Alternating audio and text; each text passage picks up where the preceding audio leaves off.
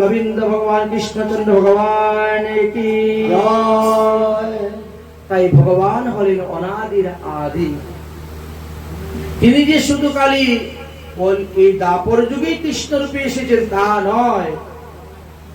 কৃষ্ণ শুধু ভগবান নন, তিনি স্বয়ং ভগবান। কৃষ্ণ শুধু ঈশ্বর নন, তিনি পরম ঈশ্বর। অতএব সেই ভগবানই এক অংশে ব্যাসদেব রূপে এসে অবতীর্ণ হয়েছে, হয়ে তিনি কিনা লীলা কথা গ্রন্থ রূপে প্রচার করে আমাদের কাছে বলেছেন। হরি বল হরি বল। শৌনক ঋষি বলছেন, তাহলে গ্রন্থকার ব্যাসদেবের জন্ম কথা কিঞ্চিৎ শুনতে চাই। সুতমণি বলছেন, সত্য যুগ গেল, ত্রেতা যুগ গেল, দাপর যুগের শেষের দিকে ব্যাসদেব জন্মগ্রহণ করেছিলেন। উপরিচি বসুর কন্যা সত্যবতীর গর্ভ থেকে জন্ম নিয়েছিলেন। পরাশুর ঋষির ঔরসে তিনার জন্ম হয়েছিল। তারপরে তিনি বাল্যকালে তিনার নাম ছিল কৃষ্ণ দ্বৈপায়ন। দেখতে তিনি খুব কালো ছিলেন। দ্বীপের মধ্যে পা দেওয়ার সঙ্গে সঙ্গে জন্ম হয়েছিল, এই জন্য কৃষ্ণ দ্বৈপায়ন। পরবর্তী সময়ে তিনি বেদ বিভাজন করেছেন বলে তিনাকে বেদব্যাস বলা হয়।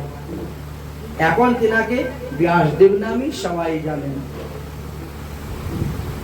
বা বাদরায়ণও অনেকে বলে থাকে। যাই হোক, ব্যাসদেব যখন একের পর এক বহু গ্রন্থ রচনা করলেন, বিবাহ করলেন, বিবাহিত জীবনে তিনার বহুদিন গত হয়ে গেল, কিন্তু কোনো সন্তানাদি হয় না। শৌনক ঋষি বলছেন, আমরা যে শুনলাম তিনার সুতমণি নামে পুত্র আছে। হ্যাঁ, সে তো অনেক পরে জন্ম হয়েছে সুতমণি। যে সুতমণি পরীক্ষিতের সভাতে এসে ভাগবত কথা বলেছেন, এই সুতমণি তো আমার তোমার মতো সাধারণ মানুষ নন। তিনি তো নিত্য গোলকধামের সুখ পাখি। ভগবান শ্রীকৃষ্ণের মন হইতে তিনি প্রকট হয়েছিলেন। তিনি সর্বদা নিত্য গোলকধামে রাধা কৃষ্ণের বিহার লীলা আদি, কুঞ্জ খেলা আদি সমস্ত দর্শন করেছেন। কৃষ্ণের কথা রাধারানীকে গিয়ে বলতেন, রাধারানীর কথা কৃষ্ণের কাছে এসে বলতেন। একে অন্যের অদর্শনে দুঃখ হলে তিনি এসে তাদেরকে খুশি করতেন, সুখী করতেন, আনন্দ দিতেন। কখনো কখনো রাধারানীর কুলে বসে নৃত্য করতেন, আর সুখ পাখি রাধা রাধা রাধা রাধা রাধা রাধা জপ করতেন। একদিন শ্রীমতী রাধারানী বলছে, হে সুখ, তুমি পৃথিবীতে গিয়ে আমাদের লীলা কথা বর্ণন করো।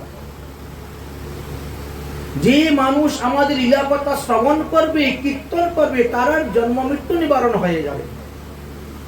হরি বল হরি বল। অতএব তুমি যাও, পৃথিবীতে গিয়ে লীলা কথা বর্ণন করো। আর তুমি সবসময় কাজে রাধা রাধা বলে নাচো কেন? রাধা রাধা মা বদ, কৃষ্ণ কৃষ্ণ বদ, কৃষ্ণ কৃষ্ণ বদ। রাধারানী বলছে, তুমি কৃষ্ণ কৃষ্ণ বলো, তাহলে আমি আনন্দ পাই, আমি সুখ পাই। আমার সামনে যদি কেউ আমার নাম বলে তো আমি আনন্দ পাবো আর লজ্জা পাই। তাই বলছেন, আমার নাম না বলে তুমি কৃষ্ণ নাম বলো। এখন রাধারানী হলেন গুরুদেব, গুরুর আদেশ তো মানতেই হবে। এখন তিনি কৃষ্ণ কৃষ্ণ কৃষ্ণ কৃষ্ণ বলতে বলতে উঠতে উঠতে কৃষ্ণের কাছে গিয়েছে। কৃষ্ণ বলছে, আবার কৃষ্ণ কৃষ্ণ বলিস না, রাধা রাধা বল। আচ্ছা বলে তো সেই বেচারা কি করবে এখন? কেন?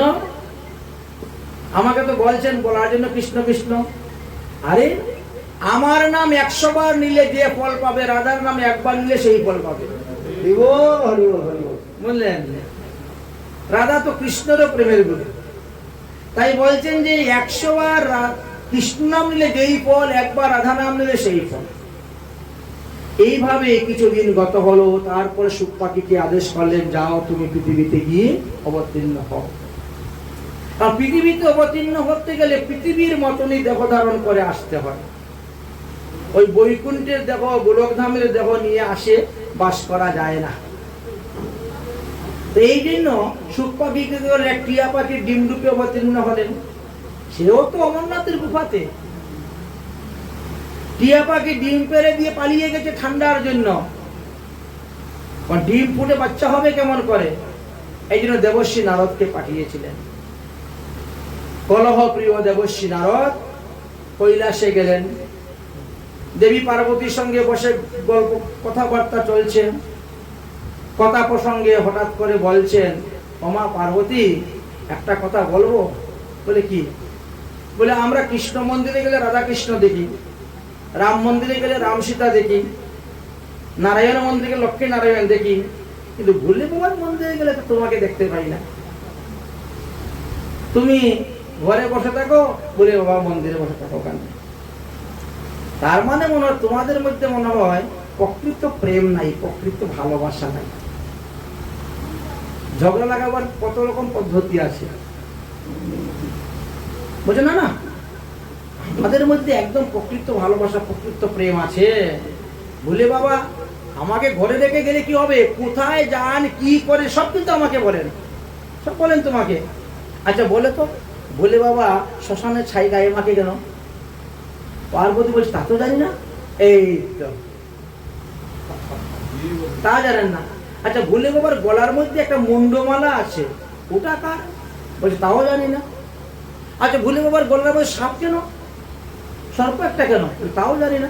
কিছুই জানেন না মানে ওখানেও কপট ভালোবাসা। স্বামী তো স্ত্রী অর্ধাঙ্গিনী, তো মুখে মুখে খালি অর্ধাঙ্গিনী নি, অর্ধাঙ্গিনীর কোনো খবরই জানে না। অর্ধ অঙ্গের, অর্ধ অঙ্গের কোনো খবরই জানে না। কি অর্ধাঙ্গিনী? যেখানে প্রকৃত ভালোবাসা নাই সেখানে আমি থাকি না। নারদমণি উঠে চলে গেছেন। এই ঝগড়াটা ওখানেই বাজিয়ে দিয়েছেন। বিশাল সন্দেহ হয়ে গেছে।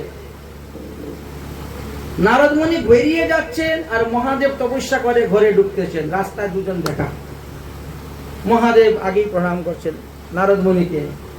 দেবর্ষী নারদ, দণ্ডবত প্রণাম। চলো আজকে আমাদের গৃহে থাকবেন, একটু সৎসঙ্গ হবেন। নারদমণি বলছে এই তো মা পার্বতীর সঙ্গে দেখা করে এসেছি, এখন আর নয়, পরে আসবো না অন্য দিন। মহাদেবের চিন্তা হয়ে গেছে, আমি নাই ঘরে আর নারদ গিয়েছিল, না জানি আবার কোন ঝগড়া পালিয়ে বসে এসেছে। জানেন ও নারদের স্বভাবটা। যাই হোক, 7 পা চিন্তা করতে করতে ঘরের দিকে ঢুকেছেন। পার্বতী, ও পার্বতী, কোনো সারা শব্দ নেই।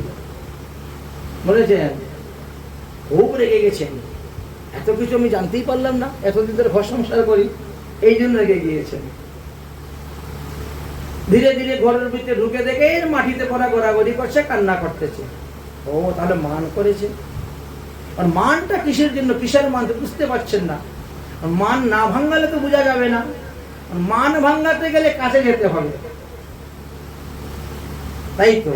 যদি কেউ মান করে তো তার কাছে গিয়ে মান ভাঙাতে হবে, আর যদি অভিমান করে তাহলে দূরে চলে যাবে, এমনি মান ভেঙে যাবে। অভিমান আর মান দুটা কিন্তু আলাদা। মহাদেব পিঠের মধ্যে হাত দিয়ে বলছেন, ওগো পার্বতী, তোমার কি হয়েছে, কান্না করছো কেন? পার্বতী তখন ভেঙে গেছে একেবারে। খবরদার আমার পিঠে হাত দিও না, আমি কি তোমার প্রিয়সী নাকি? ওই যাদের মুন্ডমালা গলায় দিয়েছে তারাই তোমার প্রিয়সী, যাও তাদের কাছে। বলেছেন মহাদেব বলছেন, তুমি কেন আমাকে সন্দেহ করতেছ? এইসব মুন্ডমালা তোমার। পার্বতী আরো রেগে গেছে, কপট, এই মুন্ডমালা আমার, আমি খালি বারবার মরি আর জন্মগ্রহণ করি আর মরি, হ্যাঁ তুমি অমর হয়ে গেছো। মহাদেব বলছে, আরে আমি তো অমর, আমি অমর কথা শুনেছি, আমি ভগবানের কাছ থেকে অমর কথা পেয়েছি, তাই অমর কথা শুনেছি বলে আমি অমর, আমার মৃত্যু নাই। তুমি তো বারবার জন্মগ্রহণ করো, বারবার মরো, কিন্তু যতবার তুমি মরো ততবার তোমার মাথাটাকে নিয়ে মুন্ডমালা যাবো গলার মধ্যে রেখে দিচ্ছি মুন্ডমালা। বিশ্বাস হয় না তোমার? দেবী সত্যি কথা বলছি। বলছে তাহলে আমি অমর হতে চাই। বলে তাহলে চলো। অমর কথা বলতে গেলে এমন জায়গায় গিয়ে বলতে হবে যেখানে তুমি আর আমি ছাড়া তৃতীয় কোনো প্রাণী নাই। হরি বল, হরি বল। এই জন্য মহাদেবের আসন দেওয়া হয়, বুঝেছেন?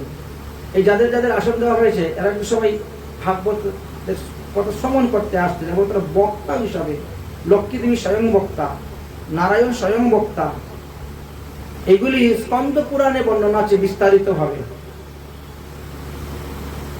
বলেছেন সুখদেব গোস্বামী তো 7 দিনে ভাগবত পাঠ করেছেন,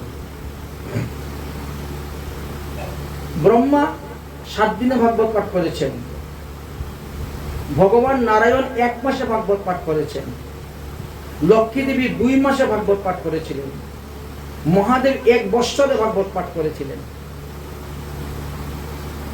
বুঝলেন?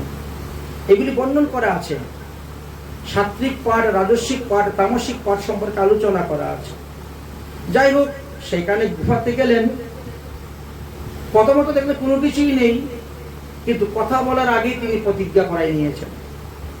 প্রথম প্রতিজ্ঞা হলো আমি চক্ষু বন্ধ করে ভগবত কথা বলব, যতক্ষণ পর্যন্ত কথা সমাপ্ত না হইবে আমি চক্ষু খুলব না। আচ্ছা, এর মধ্যে যদি কেউ এসে যায় আমাকে ইঙ্গিত দিবে, আমি কথা বন্ধ করে দিব। কথাটা তো গোপন কথা, অমর কথা, যাকে তাকে বলা যাবে না। অতএব তুমি কিন্তু ঘুমাইও না। এখন তুমি পাঠ শুনতে শুনতে ঘুমিয়ে পড়েছ কিনা সেটাও তো আমি বুঝতে পারবো না। এই জন্য তুমি আমার কথার ফাঁকে ফাঁকে এটা কিন্তু করবে, বলে দিলাম। তাহলে আমি বুঝবো যে হ্যাঁ তুমি মনোযোগ দিয়েই কথা শুনতেছ। বুঝেছেন? কেউ আসলে কিন্তু ইঙ্গিত দিবে, আর তুমি আর আমি ছাড়া কেউ আর শুনতে পারবে না আমার কথা। ঠিক আছে। আর মহাদেব তো চক্ষু বন্ধ করে হরিকথা শুরু করে দিয়েছেন। ভাগবতের যখন মঙ্গলাচরণ করে মাহাত্ম্য কথা বললেন, আমরা যেটা গতকালকে পাঠ করেছি, ততক্ষণে ডিম ফুটে বাচ্চা বেরিয়ে গেছে। এই সুখ পাখি অমরনাথের গুফাতে জন্ম বেরিয়ে গেছে। বেরিয়ে এই যে ভাগবতের প্রথম স্কন্ধের প্রথম অধ্যায় জন্মাদৃশ্য শ্লোক থেকে ভাগবত শোনা শুরু হয়ে গেছে। তোরা ভাগবত শুনতে শুনতে শুনতে শুনতে একেবারে একাদশ স্কন্ধ পৌঁছে গেছে। হরিবোল হরিবোল চলছে ভাগবত।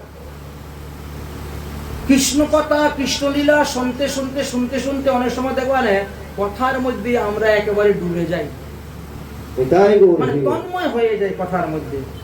এটা একেবারে সমাধিস্থ অবস্থা। তখন বাইরের কোনো অন্য কথা ঢুকেও না কানে, পাশে দিয়ে কে আসছে কে যাচ্ছে সেটাও বুঝি না। পার্বতীর ওই অবস্থাটা এসে গেছিল। মহাদেব তো বলছেন ভগবান শ্রীকৃষ্ণ উদ্ধবকে 24 গুরুর কথা বলেছেন। তারপরে উদ্ধবকে বললেন পার্বতী তুমি শুনতে পাচ্ছ তো? খবরই নেই, ঘুমিয়ে গেছে। তখন সুখ পাখি পার্বতীর মতো নকল করে করতে শুরু করেছিলেন। মহাদেব ভাগবত সম্পূর্ণ বলে নিয়েছেন। দ্বাদশ স্কন্ধ পূর্ণ হয়ে গেল। ভাগবত যখন শেষ হয়ে যায় তখন দেখবে সবাই একটা জুড়ে জয়ধ্বনি দেয়। তো মহাদেব যখন জুড়ে জয়ধ্বনি দিয়েছেন তখন পার্বতী চম করে উঠেছেন, ধসমস করে। আরে কি ব্যাপার, হঠাৎ করে জোরে জয়ধ্বনি বলে ভাগবত শেষ, তাই জয়ধ্বনি দিলাম। তখন পার্বতী বলছেন আরে 24 গুরুর পরে ভগবান শ্রীকৃষ্ণ উদ্ধবকে কি বলেছিলেন? বলে কেন তুমি বাকিটা শুনো নাই? বলে না, আমার না একটা তন্ডা এসে গেছিল। তার কে শুনলো? তোমার মতো হুকুম কে করলো? দেখো। তখনই সুখ পাখিকে দেখেছেন। এই সুখ পাখিকে দেখার পরে মহাদেব রেগে দিয়েছেন, কারণ আমার বিদ্যা চুরি করে নিয়েছে। এই সুখ পাখি যদি পৃথিবীতে গিয়ে প্রচার করে তার থেকে ভাগবতের পরম্পরা বেরিয়ে যাবে। অর্থাৎ চুরি করার ফল তোমাকে দেখাচ্ছে বলেই ত্রিশূল হাতে নিয়েছেন সুখ পাখিকে মারার জন্য। সুখ পাখি উড়ে চলে যাচ্ছে, যেদিকে যাচ্ছে মহাদেব সেদিকেই যাচ্ছেন। এদিকে ব্যাসদেব তো বিবাহিত জীবনে সন্তান প্রাপ্ত হন নাই। সন্তান প্রাপ্তির জন্য তিনি বদ্রীনাথে গিয়ে বসে তপস্যা করতেছেন, সন্তান লাভের জন্য হোম যজ্ঞ অনুষ্ঠান করতেছেন। যজ্ঞ শেষ করে পূর্ণ আহুতি দিয়ে ওনার স্ত্রীর নাম ছিল বিটিকা দেবী, মতান্তরে অরুণা দেবী। তিনি বাইরে এসেছেন। আচ্ছা, অতিরিক্ত যদি ধুমার মধ্যে থাকেন, চোখ জ্বালা পুরা করে, বাইরে আসলে আমরা হাই তুলি না একটু, আর যেই হাই তুলেছেন সুখ পাখি ঢুকে গেছে মুখের ভিতর দিয়ে, ঢুকে বিটিকা দেবীর উদরস্থ হয়ে গেছে। মহাদেব এসে যখন দেখতে পাচ্ছেন না তখন তিনি রেগে গিয়েছে। কোথায় গেল কোথায় গেল? জ্ঞানস্থ হয়ে দেখেন বিটিকা দেবীর উদরে। তো যে শত্রুকে আশ্রয় দেয় সেও শত্রু, বুঝলেন? শত্রুকে যে আশ্রয় দিবে সেও শত্রু। এই জন্য তিনি বিদিকা দেবীকে বধ করার জন্য ধরে ফেলছেন। ব্যাসদেব দৌড়ে এসে মহাদেবকে বলছেন, একই নারী হত্যা মহাপাপ, 100টা পুরুষ বধ করলে এত পাপ হবে না, একটা নারীকে বধ করলে যত পাপ হয়। তার 1000 দোষ থাকতে পারে, তার অন্য শাস্তি দাও, কিন্তু বধ করিও না। তো আমার স্ত্রী কি দোষ করেছে আপনার চরণে? বলেন, আমার শত্রুকে সে আশ্রয় দিয়েছে। ও, তাহলে অপেক্ষা করুন, সে কদিন থাকবে মায়ের পেটে? একদিন তো বেরোবে, যখন বেরোবে তখন তাকে বধ করে দিও। আপনি আমার স্ত্রীকে বধ করবেন কেন? আপনি আপনার শত্রুকে বধ করবেন, শত্রু যখন বেরোবে তখন বধ করবেন। মহাদেব বসতে বসতে বসতে বসতে 12 বছর চলে গেল। 12 বছরের মধ্যে সুখদেব গোস্বামী আর মাতৃগর্ভ থেকে বেরোন নাই। ওই মায়ের পেটের ভিতরে থেকে থেকে বেদ বেদান্ত আদি উপনিষদ যা আছে সব শুনে যাচ্ছেন, আবৃত্তি করে যাচ্ছেন, পাঠ করে যাচ্ছেন। একদিন ব্যাসদেব বলছেন যে, দেখেন মহাদেব, এই যে 12টা বৎসর আপনি রাগের মাথায় বসে আছেন শত্রুকে মারার জন্য, এই 12 বৎসরের মধ্যে সাধন ভজন হয় নাই। মাথার মধ্যে ক্রোধ নিয়ে একটু ভজন হয় নাকি? হয় না। ভজন করতে গেলে একেবারে শান্তশিষ্ট মন নিয়ে তো শুদ্ধ মনে ভজন করতে হবে। 12 বছরের তপস্যা আপনার নষ্ট হলো, 12টা বছর সাধন ভজন করতে পারলেন না। দ্বিতীয়ত কথা হলো, যে ব্যক্তি অমর কথা শুনে সে তো অমর হয়ে গেছে, তার তো মৃত্যুই নেই, তাকে মারবেন কেমন করে? হরি বল, হরি বল, হরি বল। তাকে তো মারার কোনো উপায় নাই, সে তো অমর হয়েই গেছে। অতএব তার অপরাধ ক্ষমা করে দিয়ে আপনি আপনার স্থানে চলে যান, সাধন ভজন করুন। মহাদেব তখন 7 পা চিন্তা করলেন, কথা তো সত্যি। অনেক সময় আমাদের রাগের মাথায় আমরা নিজেদের সুসিদ্ধান্ত ভুলে যাই, উত্তম সিদ্ধান্ত ভুলে যাই। মহাদেব পর্যন্ত ভুলে গেছেন, 12টা বৎসর নষ্ট হয়ে গেল। যে অমর তাকে তো মারা যাবে না। তখন তিনি সুখদেবের সমস্ত অপরাধ ক্ষমা করে দিয়ে তিনি চলে গেলেন। চলে যাওয়ার পরে এবার ব্যাসদেব বলছে, সুখদেব তুমি মাতৃগর্ভ থেকে ভূমিষ্ঠ হও। সুখদেব মায়ের পেটের ভিতর থেকে বলছে, আপনি কে? আরে আমি তোমার পিতা ব্যাসদেব। ও পিতাজি, আমি পৃথিবীতে যাব না, পৃথিবীতে গেলেই আমাকে মায়ায় ধরবে, আর কৃষ্ণ ভজন করতে পারবো না। এই মাতৃগর্ভে আছি, এখানে থেকে ভালো ভজন করতে চাই, আমার কোনো অসুবিধা হচ্ছে না ভজনের। আরে তুমি ভূমিষ্ঠ না হলে তো তোমার মা মরবে নাকি? তুমি মাতৃহত্যা পাপ হবে তোমার। তোমার কারণে যদি মা মারা যায় তাহলে মাতৃহত্যা পাপ হইবে। তুমি ভূমিষ্ঠ হও। বলে ভূমিষ্ঠ হইলে যে মায়ায় ধরবে। তখন ব্যাসদেব বর দিচ্ছেন, আমি তোমাকে বর দিলাম, আশীর্বাদ করলাম, মায়া তোমাকে ধরবে না, তুমি ভূমিষ্ঠ হও। হরি বল, হরি বল, হরি বল। সুখদেব বলছেন, পিতাজি আপনার কথা আমি বিশ্বাস করি না। কেন? আমি ভগবানের অংশ অবতার ব্যাসদেব, আমার কথা তোমার বিশ্বাস হয় না? বলে না। কারণ বলে, যে ব্যক্তি মায়ার মধ্যে ডুবে আছে সে বলে তোমার মায়ায় ধরবে না, তার আশীর্বাদ করে বিশ্বাস করা যায়? বলছে, বারে তোর জন্ম হতে না হতে তুই জানলি কেমন করে আমি মায়ার মধ্যে পড়ে আছি? বলে, এইটাই তো মায়ার কথা, আমি তোমার বাবা। তুমি ভূমিষ্ঠ না হলে তোমার মা মরবে নাকি? এইগুলো কিসের কথা? মায়ার কথা। বাবা, মা, ভাই, বোন, অমুক তমুক সব তো মায়া। মা মানেই তো না, বাস্তবে কিছুই নয়, নাই। যেটা নকল সেটাকে আসল বলে মনে করা হয়। তাহলে তুমি কার কথায় ভূমিষ্ঠ হবে? বলে, মায়াধীশ ভগবান যদি বলেন তবে ভূমিষ্ঠ হবে। ব্যাসদেব তখন কি করলেন? যুগ বলে মাতৃগর্ভের মধ্যে তারা কপিন করাই দিলেন। ব্যাসদেবের কপিন কিন্তু মাতৃগর্ভেই করানো হয়ে গেছে। কারণ 12 বৎসরের ছেলে, সে যখন ভূমিষ্ঠ হবে মাতৃজনিতে লিঙ্গ স্পর্শ হলে মাতৃগমন পাপ হয়ে যাবে। এই জন্য তাকে, এই কথাগুলি কৌশিক সংহিতাতে লেখা আছে, ভাগবতে পাবেন না আপনারা। গ্রন্থের নাম কৌশিক সংহিতা। যাই হোক, তখন ভগবান শ্রীকৃষ্ণ দ্বারকা লীলা করছেন। ব্যাসদেব তখন দ্বারকায় গেলেন, গিয়ে ভগবান শ্রীকৃষ্ণকে বললেন, প্রভু আপনি আসেন, আপনি না আসলে আমার ছেলে জন্ম নিচ্ছে না। ভগবান তখন দ্বারকা থেকে আসলেন। আসার পরে বলছেন, হে সুখদেব তুমি ভূমিষ্ঠ হও। সুখদেব জিজ্ঞাসা করছে, আপনি কে? আবার আপনি কে? বলছে, আমি দ্বারকাধীশ ভগবান শ্রীকৃষ্ণ। ও প্রভু আপনি এসেছেন? আরে দাঁড়ান দাঁড়ান দাঁড়ান, আমি এখনই আসছি। এই তো সঙ্গে সঙ্গে ভূমিষ্ঠ হয়ে গেলেন। বলো সুখদেব গোস্বামী পাদ কি। ভূমিষ্ঠ হয়ে গেলেন। হয়ে কি করলেন? ভগবান শ্রীকৃষ্ণকে প্রণাম করলেন, পিতাকে প্রণাম করলেন, মাতাকে প্রণাম করে বনে চলে গেলেন। আর আটকাইতে পারলেন না কেউ। অনেক চেষ্টা করেছিলেন, আটকাতে পারলেন না। বনে গিয়ে এমন ঘুর জঙ্গলে ভজনে বসলেন, কেউ কোনো খবরই পায়নি। বহুদিন গত হয়ে গিয়েছে। ব্যাসদেব তখন মনের দুঃখে সরস্বতী নদীর তীরে বসে চিন্তা করছেন, জীবের মঙ্গলের জন্য আমি এত এত গ্রন্থ রচনা করলাম, এত কিছু তন্ত্র মন্ত্র কত কিছু দিলাম, কিন্তু আমারই তো মঙ্গল দেখি না।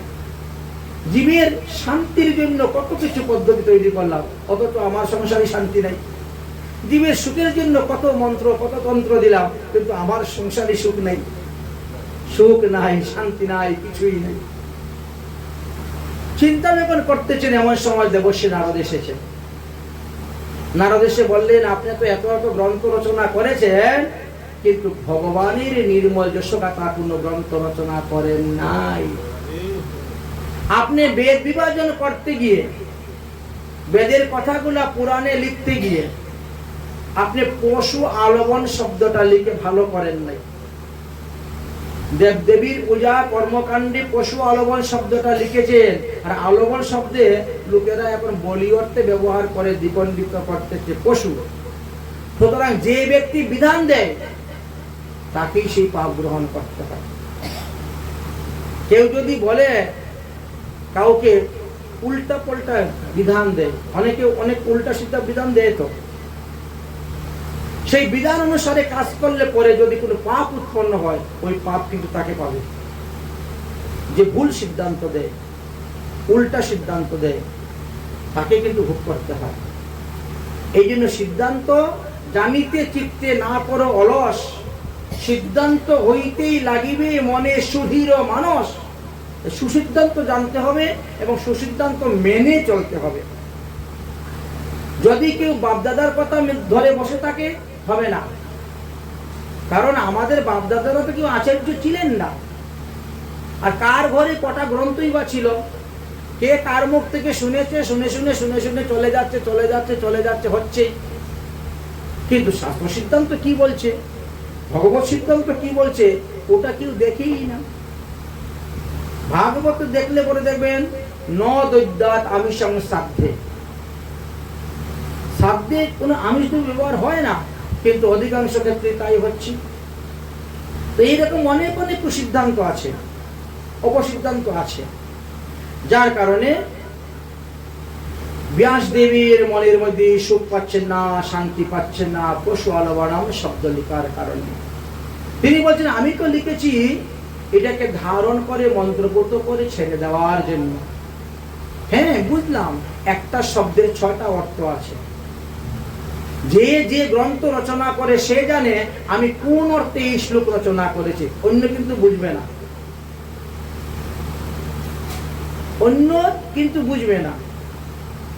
আমরা যেমন পদের মধ্যে গাই, আমার গুরুচরণে হলো না রতি, তাই না? আচ্ছা, রতি শব্দে যদি অনেক অর্থ আছে, এখন সেখানে যদি কেউ স্বামী স্ত্রী মিলন অর্থে নিয়ে নেয়, তাহলে তো হবে না। এটাও তো রতি শব্দে ব্যবহার হয়। এই জন্য যিনি যে গ্রন্থ রচনা করে, যিনি যে শ্লোক রচনা করে, যিনি যে পদ রচনা করে, সে জানে আমি এখানে কোন অর্থে ব্যবহার করেছি। একটা শব্দের 6 প্রকার অর্থ আছে, মুখ্য, লাক্ষণিক, গৌণ, রূঢ়, যুগরূঢ়, উপচারিকা, এইভাবে আছে। তো ব্যাসদেব যে অর্থে ব্যবহার করেছেন, সাধারণ মানুষরা সেই অর্থে গ্রহণ করতেছে না, কিন্তু ব্যবহারের লিখার কারণে আপনাকে সেই পাপে ভুগতে হচ্ছে। অতএব আপনি এখন ভাগবতে একখানা ভাগবত গ্রন্থ লেখুন, ভগবান নির্মল দশকা। নারদ মুনি বললেন যে ভক্ত আর ভগবানের চরিত্র নিয়ে গ্রন্থ লিখুন।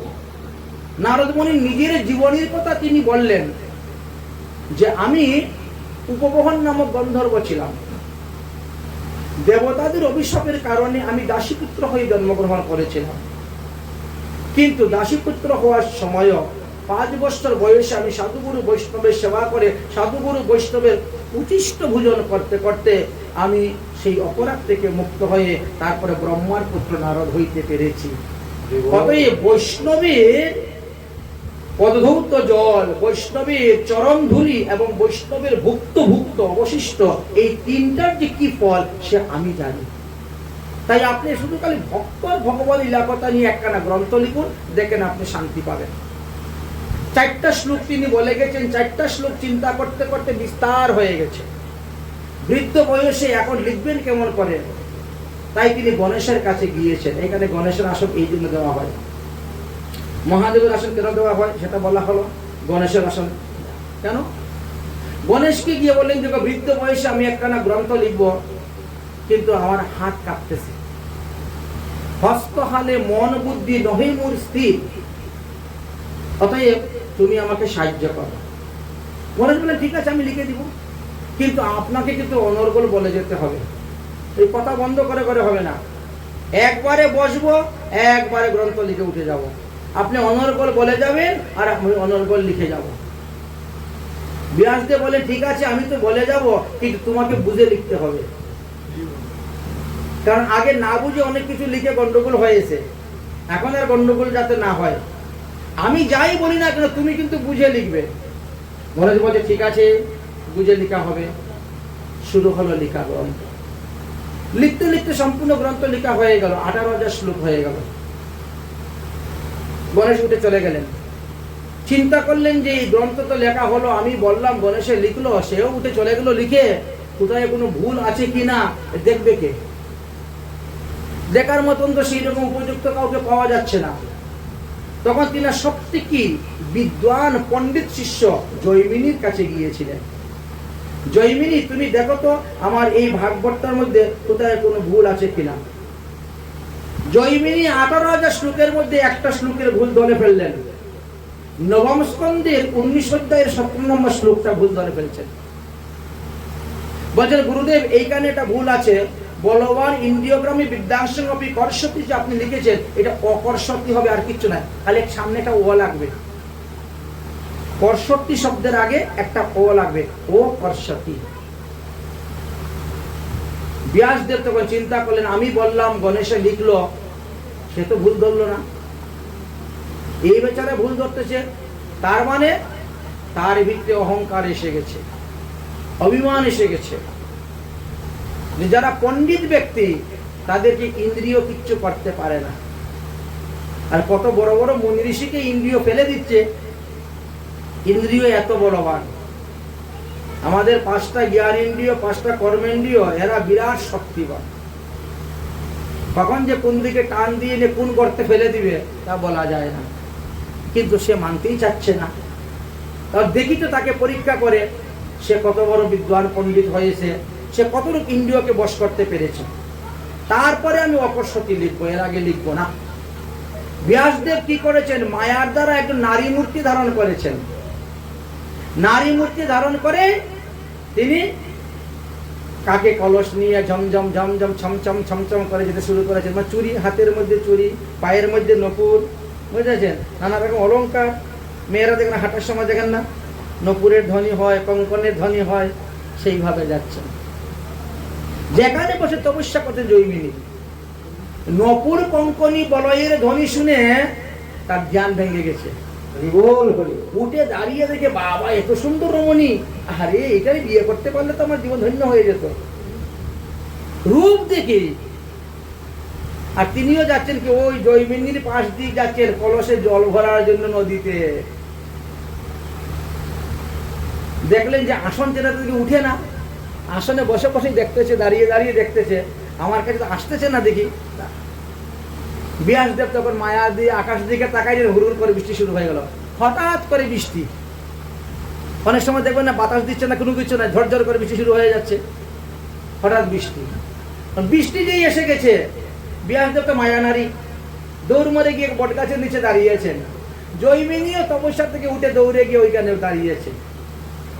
মায়া নারীর পরনের মধ্যে একবারে পাতলা শাড়ি, এখনকার আজকালকার নেটের জামা যে বেড়ে দেখেন না মেয়েরা পরে, সাদা সাদা রঙের নেটের জামা, ওই রকম শাড়ি একেবারে পাতলা। আচ্ছা, বৃষ্টির জল পরে যখন ভিজে যায় জামাটা, তখন কি অবস্থা হয়? শরীরের লুম পর্যন্ত দেখা যাবে, শিরা দেখা যায়, উপশিরা দেখা যায়। যত দেখতেছে অতই সে কামবানে পীড়িত হয়ে যাচ্ছে। শেষে বলে কি, আরে সন্ধ্যা হয়ে গেছে, এখন তো এখানে থাকা উচিত নয়, তোমার বাড়ি কোথায় গো?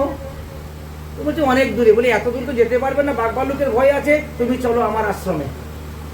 ব্যাসদেব রাজি হয়ে গেছেন, আশ্রমে গিয়েছেন, গিয়ে দাঁড়িয়ে আছেন। আরে দাঁড়াবার ভয় নাই, দাঁড়াবার ভয় নাই, তুমি ভিতরে গিয়ে তুমি তোমার পোশাক পরিবর্তন করে আমার ধুতি পাঞ্জাবি পরে থাকো, আপনি মরবে নাকি ঠান্ডায়, জ্বর হয়ে যাবে, সারাদিন বৃষ্টি ভিজেছ। যখন পোশাক পরিবর্তন করতেছে, তখনও সে ওই লতা পাতার বেড়ার ফাঁক দিয়ে দেখতে যাচ্ছে। এই খবরদার, তুমি দেখছো কেন আমাকে? আমি পোশাক পরিবর্তন করছি, জানো আমি কে?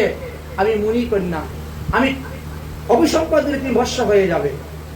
ভয় পেয়ে গেছে, বলছে তোমাকে দেখে না আমার খুব মনে হচ্ছে, তোমার কি বিয়ে হয়েছে? বলে আমার তো বিয়ে হয় নাই। বলে তাহলে তুমি আমাকে বিয়ে করে নাও, আজকে রাত্রে তোমার আমার বিয়ে হয়ে যাবে। বলে আমি গন্ধর্ব বিধানে বিবাহ করব না, বিয়ে 8 প্রকার, তো গন্ধর্ব বিধান অনুসারে আমি বিয়ে করব না। আমার বাবার একটা পণ আছে, যে পুরুষ হাড়ির কালি মুখের মধ্যে মেখে ঘোড়ার মতন হয়ে আমাকে তার পিঠের মধ্যে বসিয়ে আমার বাবার কাছে নিয়ে যেতে পারবে, তার কাছে আমাকে বিয়ে দিবে। এই হলো আমার বাবার পণ। তোমাকে যদি আমার বিয়ে করতে ইচ্ছা হয়, তাহলে হাড়ির কালি সব মুখের মধ্যে মাখো। আগের কাজে লাকড়ি চুলা, মাটির হাঁড়ি রান্না হয়েছে, তো হাঁড়ির নিচে কত কালি এখন বুঝতে পারছেন। সেই সমস্ত কালি জৈমিনী মুখের মধ্যে মেখেছে, ঘোড়ার মতন হয়েছে। আর ভগবান ব্যাসদেবই তো নারী রূপ ধারণ করেছে, ওর পিঠের মধ্যে বসে গেছে, চলছে ঘোড়ার মতো টকবক টকবক করে। যেতে যেতে একেবারে গিয়ে উপস্থিত হয়ে গেছে বদ্রীনাথে। এই তো আমার বাপের বাড়ি, এই তো এসে গেলাম বলে লাভ দিয়েছে। লাভ দিয়ে তো যেই বিয়া সেই বিয়া হয়ে বসে গেছেন। কোথায় মায়া নারী আর? জৈমিনী তো এতক্ষণ ঘোড়ার মতো হেঁটে এসেছে, বুঝেন না কত পরিশ্রম। পিঠের মধ্যে আবার একটা মহিলাকে বসিয়েছে। এবার একটু পিঠ সোজা করে উঠে দেখে, আরে গুরুদেব আপনি? সামনেই দেখে গুরুদেব। বলে বাবা হ্যাঁ আমি। তোমার মুখের মধ্যে কালি মাখানো কেন, কি ব্যাপার? বলে সেই মেয়েটা কোথায় গেল? বলে কোন মেয়ে? বলে একটা মেয়ের এইরকম এরকম ঘটনা হয়েছিল। বলে হ্যাঁ ঠিকই আছে, তুমি যে বললে ভাগবতের নবম স্কন্ধের 1917 নম্বর শ্লোক ভুল, যদি ভুল হইতো তাহলে তুমি মুখের মধ্যে কালি মাখতে কেন, আর ওই মেয়েটাকে পিঠের মধ্যে বসিয়ে নিয়ে আসতে কেন? তুমি ইন্দ্রিয়কে জয় করতে পারো নাই। বলবান ইন্দ্রিয়গ্রামী বিদ্যাংশমপি কর্ষতি, একথা ঠিক আছে, ভুল নয়। অতএব ভাগবতের একটা অক্ষর ভুল নেই, একটা শ্লোক ভুল নেই, এক পাদও ভুল নেই, কোন সিদ্ধান্ত ভুল নেই, সব সুসিদ্ধান্ত রূপে আছে। কিন্তু জৈমিনীকে দিয়ে পৃথিবীতে প্রচার করানো যাবে না, কারণ তার ভিতরে অহংকার। আমারই ভাগবত সেই প্রচার করতে হবে যার মধ্যে কোনো মাৎসর্যতা নাই, মাৎসর্য শূন্য ব্যক্তি। তাহলে একে দিয়ে তো ভাগবত পাঠ করানো যাবে না। আরে আমার ছেলে সুখদেব যদি থাকতো, তাকে দিয়ে ভাগবত পাঠ করাইতে পারতাম, তাকে দিয়ে ভাগবতটা প্রচার করাইতে পারতাম, কিন্তু ছেলেকে পাবো কোথায়? ব্যাসদেব চলে গেলেন বনে। পুত্র রে পুত্র রে পুত্র রে বলে ডাকছেন আর যাচ্ছেন, ডাকছেন আর যাচ্ছেন, কিন্তু পুত্র এমন এক জায়গায় গিয়ে বসেছেন, বাইরের কোন শব্দ তার কানের ভিতরে ঢুকেই না, এমন ভাবে সমাধিস্থ হয়ে আছেন। হঠাৎ দেখেন কতগুলা কাঠুরিয়া যাচ্ছে। জিজ্ঞাসা করলেন, হে কাঠুরিয়া গণ, আপনারা কোথায় যাচ্ছেন? আমরা কাঠও কাটি, আবার পাখি ধরি, ভালো ভালো পাখি ধরে এদেরকে কথা বলানো শিখাই, তারপরে বাজারে নিয়ে বিক্রি করে বহুমূল্য পাই। ব্যাসদেব তখন বললেন যে আমার একটা সুখ পাখি হারিয়ে গেছে, আমার এই সুখ পাখি যদি ধরে দিতে পারো, আমি তোমাদেরকে এত ধন উপহার দিব যে 14 পুরুষের মধ্যে তোমাদের আর কেউ কাঠ বিক্রি করে খেতে হবে না। তাই গৌর হরি বল। এমন সম্পদ তোমাদেরকে দান করবো, এমন জিনিস দান করবো, তোমাদেরকে আর কাঠ কেটে খেতে হবে না। তো আপনার সুখ পাখি চিনবো কেমন করে? তখন বলেন, আমার সুখ পাখিকে ধরার একটা মন্ত্র আছে, আমি সেই মন্ত্রটা তোমাদের কাছে বলবো, তোমরা খালি ওই মন্ত্রটা বলবে, দেখবে আমার সুখ পাখি এসে তোমাদেরকে ধরা দিয়ে দিবে। ঠিক আছে, বলুন। বরহা পীরম নটবর বপু কর্ণয় কর্ণিকারম, এই শ্লোকটা শিখিয়ে দিলেন। এই শ্লোকটা তোমরা বলো, যদি এই শ্লোক আমার সুখের কানে গিয়ে ঢুকে সুখ পাখি এসে তোমাদেরকে ধরা দিবে, তোমরা তখন ধরে নিয়ে তাকে চলে আসে। চলে গেছেন ব্যাসদেব। এরা তখন কি করেছে, হাততালি দিয়ে দিয়ে ওই শ্লোকটাকে কীর্তন করে করে তারা ছুটছে, চতুর্দিকে ঘুরতে, জঙ্গলে জঙ্গলে ঘুরতেছে। ঘুরতে ঘুরতে ঘুরতে ঘুরতে সেই জায়গা মতো পৌঁছে গেছে। সুখদেবের কানের মধ্যে গিয়ে সেই ধ্বনি শুনেছে, আরে আমি যার চিন্তন করতেছি অনাদির আদি গোবিন্দ, নিত্য গোলক ধামের লীলা কথা, এই ভূলোকের মানুষ কোথায় পেল? এত ভূলোকের মানুষের মধ্যে পাওয়ার কোনো কথাই নয়। এই কথাটা, এই লীলা কথা কেমন করে জানলো পৃথিবীর মানুষ? কারা এই গান কীর্তন করতেছে, কারা এই লীলা কথা বর্ণনা করছে, দেখি তো। আসন থেকে উঠে দাঁড়িয়ে গেছে। এত ঘন অরণ্য জঙ্গল দেখাই যাচ্ছে না। লম্বা একটা কদম্ব গাছের উপরে উঠেছেন, উঠে দেখেন যাচ্ছে ওই দিকে রাস্তা দিয়ে, দেখা যায় যাচ্ছে বরহা পীরা নটবর বপু কর্ণয় কর্ণিকারম করে শ্লোক হাত তালি দিয়ে যাচ্ছে। দেখতেন আস্তে আস্তে আস্তে আস্তে এই রাস্তা দিয়ে আসছে। সুখদেব চিন্তা করছে, আমি নামতে নামতে যদি আবার অন্যদিকে চলে যাই পাবো না, গাছ থেকে লাফ দিয়ে পড়ে গেছে তাদের সামনে। তারা মনে করেছে ভূত, জঙ্গলের মধ্যে গাছ থেকে লাফ দিয়ে পড়েছে। দেখতে তো একেবারে একে দিগম্বর বেশ, তার মধ্যে মোটা মোটা চুল, চুলগুলা খুব লম্বা লম্বা, চোখগুলা বড় বড়, লাল লাল টকটকে, মানে ভয়ঙ্কর চেহারা। দেখে ভয় পেয়ে ওরে বাবা ভূত ভূত বলে সবাই দৌড়ে পলায়ন। সুখদেব আর তাদেরকে ধরতে পারলেন না, সবাই এসে ব্যাসদেবের কাছে বিচার, মহারাজ আপনি বললেন এই মন্ত্র বললে পরে আপনার সুখ পাখি এসে ধরা দিবে, এত মস্ত বড় ভূত এসেছিল আমাদেরকে ধরার জন্য। তখন বললেন যে ভূতের বিবরণ কি আমাকে বলো। সমস্ত ঘটনা শুনে বললেন যে ওটা ভূত নয়, ওটা আমারই ছেলে সুখ। দীর্ঘদিন অনাহারে থাকতে থাকতে তপস্যা করতে করতে তার এই অবস্থা হয়েছে। অত্যাধিক অনুরাগ হলে পরে চোখ লাল হয়ে যায়। তো যাও, না না না আমরা যাবো না, আমরা যে ভয় পেয়ে যাবো, চিন্তা করিস না, তোদেরকে আরেকটা শ্লোক শিখিয়ে দিচ্ছি। ওই শ্লোক বললে পরে ওই ভূত এসে তোদেরকে প্রণাম করবে পায়ে ধরে, তোদেরকে প্রণাম করবে পায়ে ধরে, তখন তোরা ধরে নিয়ে আসবে। কি অহো বকিস্তা অহো বকিয়ং স্তনকোট কালম দিজ্ঞং সয়পায় অদ্যম সাদি লুবে কৃতি প্রতিচিতা ভবদুষ্য কঙ্গবাদয়ালম শরণম ব্রজে। শিখিয়ে দিলেন। এই শ্লোক বলে যখন তারা কীর্তন করে গেলেন, সুখদেব চিন্তা করছে এরা আরেকটা শ্লোক কোথায় পেল? কালকে একটা শ্লোক আমাকে শোনাইলো, আজকে থেকে আরেকটা শ্লোক শোনাচ্ছে। এত সুন্দর সুন্দর শ্লোক তারা পায় কোথায়? কারণ এই পৃথিবীর মানুষ তো এই লীলা কথা পাওয়ার কথা নয়, এরা কোথায় পাচ্ছে? তখন এই সুখদেব হাত জোর করে দাঁড়িয়ে গেছেন। আসতে না আসতে আগে দণ্ডবত প্রণাম করছেন, প্রণাম করে বলছেন ভাই একটু দাঁড়াও, কৃপা করে বলো তোমরা এই সমস্ত শ্লোক কোথায় পাচ্ছ? কাঠুরিয়া বলল আমাদের গুরুদেবের কাছে পেয়েছি। আমাদের গুরুদেব এই রকম কৃষ্ণলীলার কথা বর্ণন করে 18,000 শ্লোকের গ্রন্থ রচনা করেছেন, একটা দুটা শ্লোক নয়, সমস্ত কৃষ্ণলীলা বর্ণন এরকম। তখন বললেন তাহলে তোমাদের গুরুদেবের কাছে আমাকে নিয়ে যাও। এই যে শ্লোকগুলা, এইগুলাই হলো আমার প্রাণ, এইগুলাই হলো আমার আহার, এইগুলাই হলো আমার জীবতু। আমি এই লীলার উপরই বেঁচে আছি। ধরে নিয়ে গেলেন, পিতা পুত্রের মিলন হয়ে গেল, বহুদন দিয়ে গেলেন।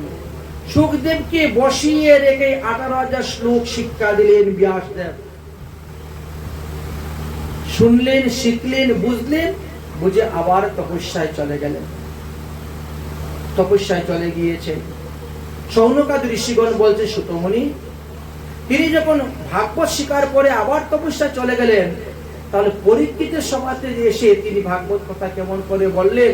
কে তিনাকে নিমন্ত্রণ দিয়েছিল? যে পরীক্ষিত মহারাজের সাধ্যের পরমায়ু আছে, তপস্যা থেকে উঠে এসে তাকে হরি কথা বলো, এই কথা কে বলেছিল? বলে কাউকে বলতে হবে না। সুখদেব গোস্বামী ছিলেন অন্তর্যামী। সুখদেব গোস্বামী পাদ ভগবানের অংশ অবতার, অতএব তিনি অন্তর্যামী। তিনি সমস্ত কথাই জানেন, সমস্ত লীলা কথা জানেন, তাই তিনি অন্তর্যামী। আচ্ছা, তাহলে আপনি কৃপা করে এখন আমাদের নিকটে একটু পরীক্ষিতের জন্ম কথা বলুন। আমরা পরীক্ষিতের জন্ম কথা শ্রবণ করতে চাই, যে পরীক্ষিতের কৃপাতে আমরা এই শ্রীমদ্ ভাগবত মহাপুরাণ পেয়েছি।